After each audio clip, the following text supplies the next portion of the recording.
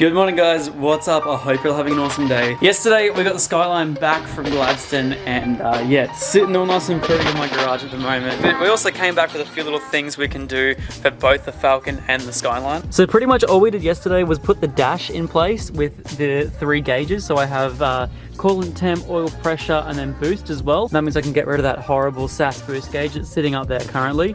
But pretty much all we did was run power to these. So I pretty much have to run all of the sensor wiring and everything up to the back of the gauges. But yeah, it gives me at least something to do while the Falcon's down and waiting for the 21st so we can get a new transmission in that car. And I'm also still waiting on my fiber optic starlight roof thing, my fiber optic twinkle light thing, which is hopefully coming very, very soon. I'm about to message the eBay seller to see how I can get that even sooner because I like need it ASAP. But yes, aside from that, there's so much wiring that I can be doing today.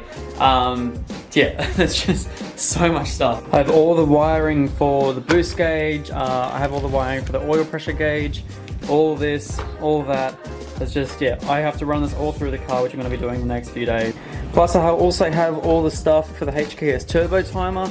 So that's going to be going in there as well. And then also this morning, I very randomly received a package from Powertune. Now, if you guys don't know what Powertune is, Powertune make these insanely cool, like Raspberry Pi powered digital dashes for a lot of different makes and models, includes all the stuff to come with it. And this is just so sick. I've been talking to Powertune over the past couple of months, and originally we're going to try and do something with the Falcon because they've actually just released their whole new sort of Falcon system. But because mine was down for the count and probably won't be sort of ready and needing this sort of dash over the next couple of months, they actually went out and personally sent me one for my Skyline, which is just, it's so sick. And also remember, this is the dash that Samet runs over in Japan. Now, like, it was just so easy just when you were drifting to see the revs, the boost, just everything from this one little tablet that sits in front of you. If you guys remember, Sam's has his sitting up sort of on that little piece just above the steering wheel. But I've been having a little bit of a play around with it today, and I reckon there's another place that I can mount it so it sits a little bit sort of further recessed into the dash. The only issue that I'm going to have is I'm going to be able to see some nuts that are going through up into the top of it. But that shouldn't be an issue whatsoever. I'm really, really keen to get this in today. Oh man, it's gonna be so cool. So yes, this video is probably gonna go into tomorrow as well, but that's completely fine. I have a couple of days to do this. So I think this afternoon, pretty much what I wanna do is I just wanna get it sort of in the car and installed and just have it all working and then worry about wiring it all up tomorrow because I'm gonna have to pull the whole dash out anyway, like multiple times to try and get all that sensor wiring done for all the gauges that I've just got. Now, originally I was gonna try and have all of the sensors and everything go through the ECU so that way I could set up different parameters and stuff like that. To shut the engine down if there's an issue whilst I'm drifting, because I really want to try and make it a really reliable and really sort of well set up RB, so if I have any issues out on track, and especially just starting out, you're not really looking at your dash, you kind of just like, you're here, there and everywhere looking all over the car. And so I wanted to have it so if there was any issues, the car would shut itself down and do whatever it needed to do to save the engine. But with the addition of all the gauges plus the customization of this digital dash right here, can actually make it so that it's really clean, really nice, and that way I can sort of have those gauges around because the Defi gauges actually start screaming at you if there's any issues. And I can just make this look super, super clean. Has also in here, which I'm really excited about, a lot of you guys were commenting on the fact that I needed my phone up on the dash to show how fast it was going. Finally comes with a GPS antenna for speed, which is so sick. And I feel the little things here that I need to install. So anyway, let's get stuck straight into this. I'm gonna go get stuck into installing the CAN bus wiring. And we'll go from there. And also, before I install anything that Powertune sent out to me, make sure to go check out the link in the description down below. Go check out the Powertune Digital Dash for yourself. If you're keen on it or have any questions, definitely send them a message. I want to thank Powertune so much for sending me out this. It's going to just change the whole way about how I drive the car on the track and just how easily accessible all the information that I could possibly want from the car is going to be right in front of me. So yeah, massive thank you to Powertune, and I really appreciate it. And also, please remember to leave a like on this video. I really do appreciate absolutely every one of you that takes the time out of your day to come out and watch these videos. So if you do like them, please remember to subscribe, like the video, and leave a comment down below. And I'm keen to have you guys watching a whole lot more. Rightio, so first of all, I'm going to jump in, go plug in the CAN bus wire into the link ECU, which means opening up the ECU. And then after that, I will start taking this dash out that we put in yesterday and start running some wires through. But pretty much where I wanted to have this bracket sit is just sitting over here.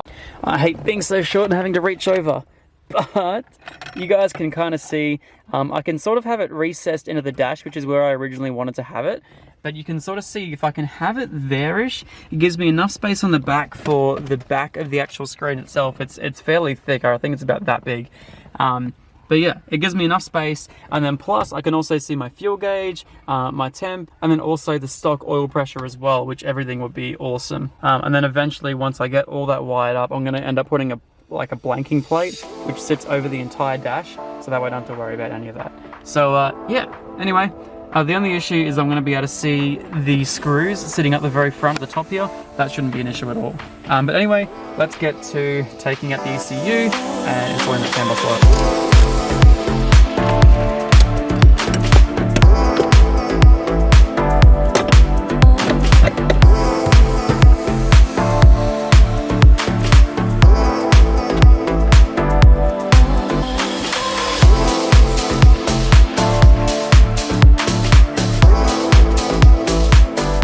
Right, yeah, so the ECU's all been opened up, and this right here is the one that you need to install into it. So this right here is the CAN high and low.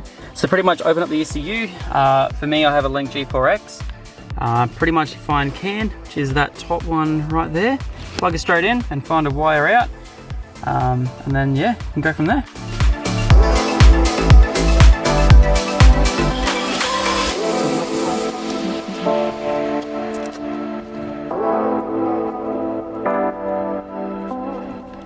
Rightio, so now with the CAN high and low installed, pretty sure, yeah, that'd be heaps to go straight up through behind the dash and come up straight towards that there. I might even see if I can drill out a small little section, either the bottom here or the very top, where I can have wires coming out through. So yeah, just gonna try and make it a nice, really clean and simple install. But next up, we have to remove this dash. So let's quickly get to that.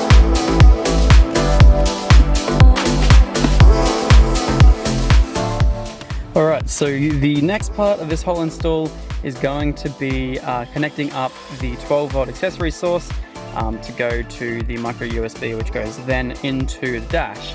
So quickly get rid of that because that was all bolted down. So yes, I'm going to steal it from the same place we did the gauges. I'll try and find a better spot in the future, but yeah, this is just going to be the easiest way.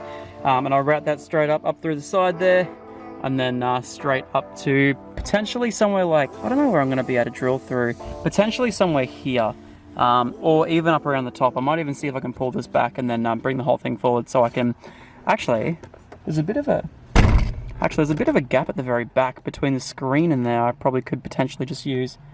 Yeah, that'd be great, let's use that.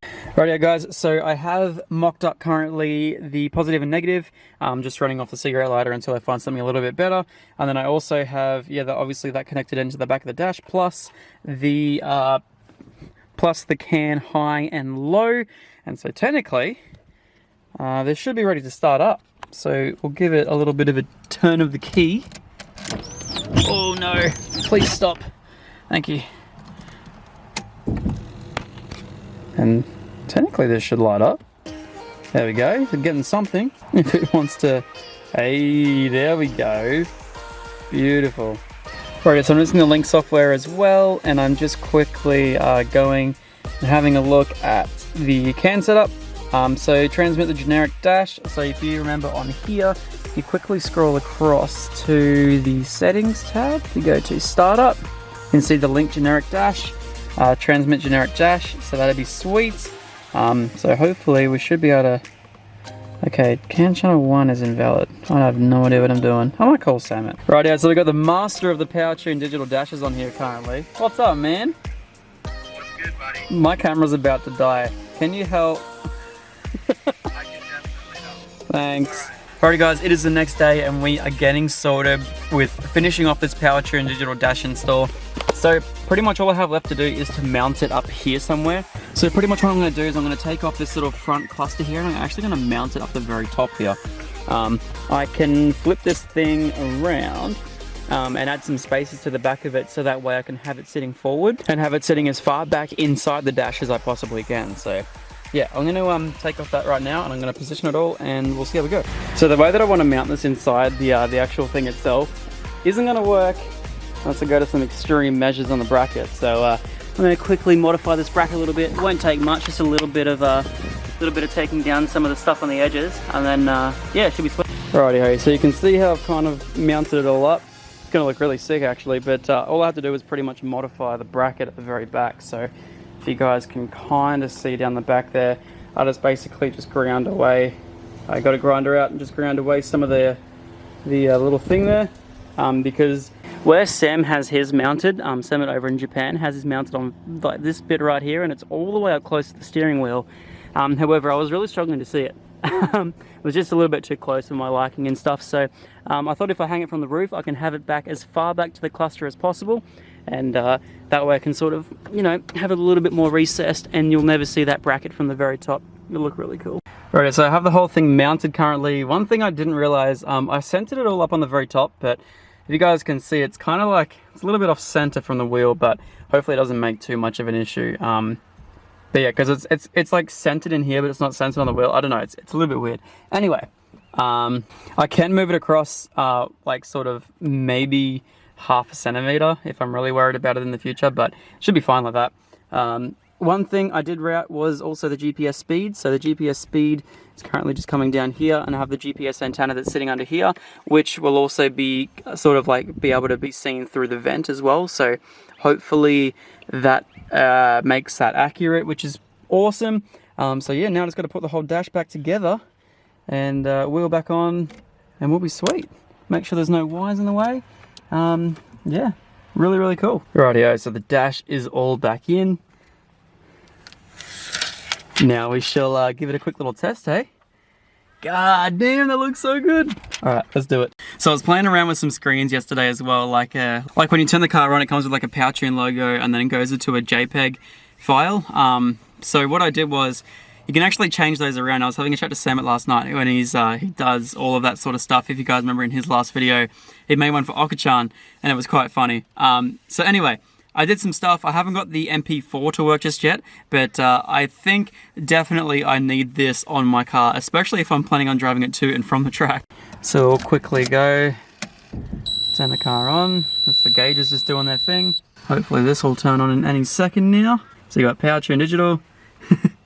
Remember, you need to get it home. I thought it actually worked pretty funny, and it actually looks really good. And then I've been playing around with making my own custom gauges and stuff, so if you quickly swipe across on this one here, I think I might have, yeah, I've been sort of working towards building my own little sort of gauge as well, but I haven't exactly done it just yet. Quickly turn the car on. Also, that loud noise before was my gauges as well. So these Defi gauges actually have built-in alarms as well. So if you guys can see, I don't have the middle one hooked up currently, because otherwise that would just annoy the crap out of me, because it would always be on, because it says, well, that's oil pressure. So you got, so you have a water temp right there, which I have to work out where I'm going to put the water temp sensor. But yeah, what it does is once it gets to, I think, around about 120, it'll start beeping. This one here, the turbo, it won't actually beep at all. And then yeah, we just have to enter oil pressure. So once it goes below a certain thing, it'll start beeping at me for oil pressure, which I think is great for drifting. And it'll also flash red as well, which is awesome. Yeah, how sick is this? Looks so cool.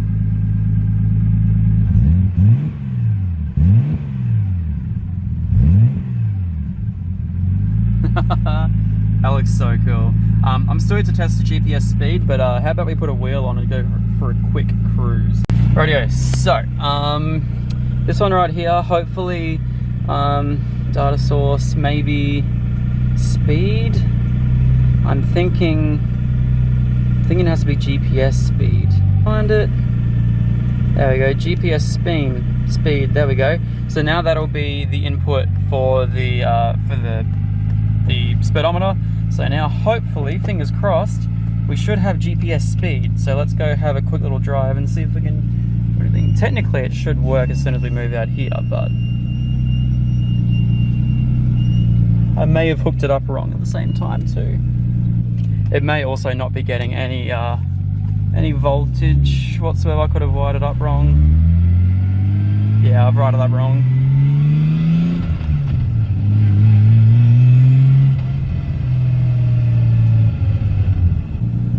gonna have to work on that speedometer a little bit.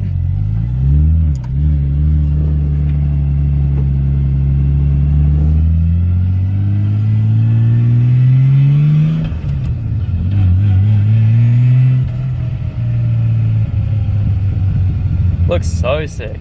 Alrighty guys, so there is a little bit more to do to the Powertune Digital dash, so I'm 100% perfect with it. I gotta set up the GPS speed, and I have a quick chat to Mike to work out all the little things I've been having setting it up. But yeah, super keen to get this whole thing sorted, and the GPS speedo is gonna be just so much better than the speedo that it has in the car that's like 25 k's off. It's nuts. Anyway guys, thank you so much for watching today's video. I will keep updating you guys with all the Powertune Digital stuff that I've been sort of working out, and also all the new features that I've been putting on it. But yeah, thank you so much everyone for watching, and I'll see you all in tomorrow's video, which is a power cruise video, which is sick. Anyway guys, I'll see you all tomorrow's video. Peace out.